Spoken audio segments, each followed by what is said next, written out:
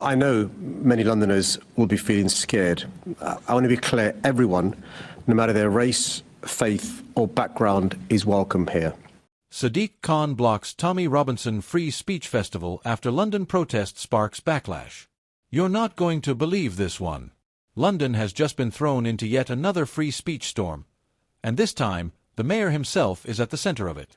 Sadiq Khan, yes, the man who's often branded as one of the most outspoken defenders of democracy in the capital, has moved to stop Tommy Robinson's much-hyped Free Speech Festival. And people are not staying quiet. This isn't just about one man, one event, or one political statement.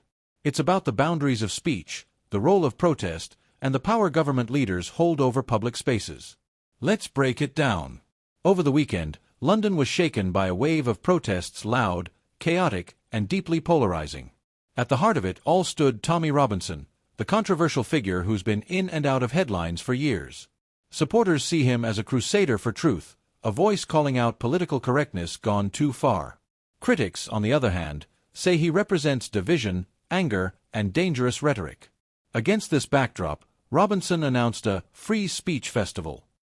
According to organizers, it was meant to be a gathering of voices who feel silenced by the mainstream. Music, speeches, panel discussions, all packaged under the banner of protecting free speech. But the event didn't make it past the planning stage. Sadiq Khan's office officially stepped in. Local authorities cited public safety concerns, pointing to the heated protests that had already erupted across the city. The decision was framed as preventative, a move to protect communities from what they feared could spiral into unrest. Now, depending on who you ask, this is either a responsible step or a dangerous precedent.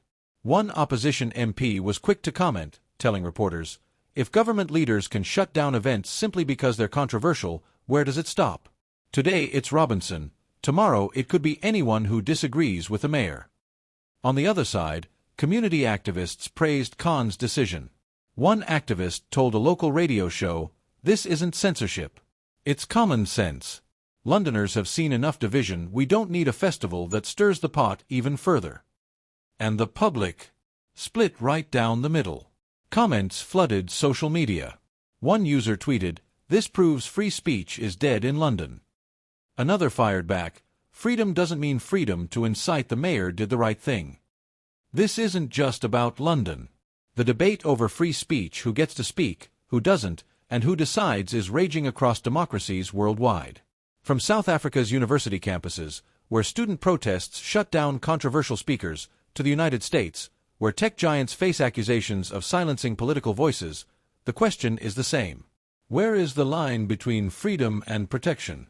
Between speech and harm? For Khan, the political stakes are high. His supporters will hail him as a leader who put public safety above political noise. But his critics will paint him as a censor, someone who can't stand dissenting voices in his city.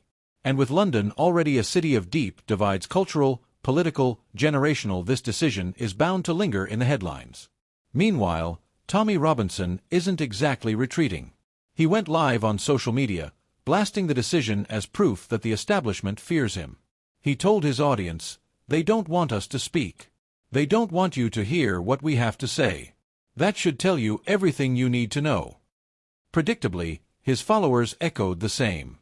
Hashtags calling out censorship began trending within hours. Clips of Robinson's speech spread across TikTok and Twitter, gathering hundreds of thousands of views. So where does this go from here?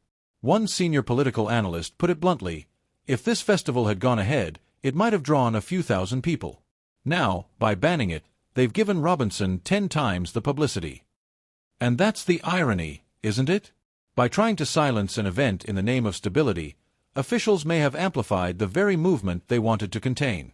The backlash is already sparking new conversations.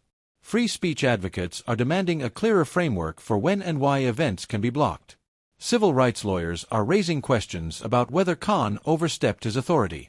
And behind the scenes, political parties are calculating how this could shift public opinion ahead of the next election cycle. Here's the bigger picture. Every democracy wrestles with this balancing act. Safety versus liberty. Unity versus division. Leadership versus overreach. But London, one of the most watched, most global cities on Earth, has just become the latest flashpoint. And the question echoing tonight isn't just about Robinson, or Khan, or one cancelled festival. It's about something far bigger. If governments can shut down speech they deem too risky, who decides what's risky? And once that line is drawn, can it ever be erased? So let me leave you with this. What happens next may be the real scandal. Will this decision hold up in court? Will Robinson's movement grow stronger? Or will this be remembered as a moment when London finally drew a line in the sand against voices it saw as dangerous?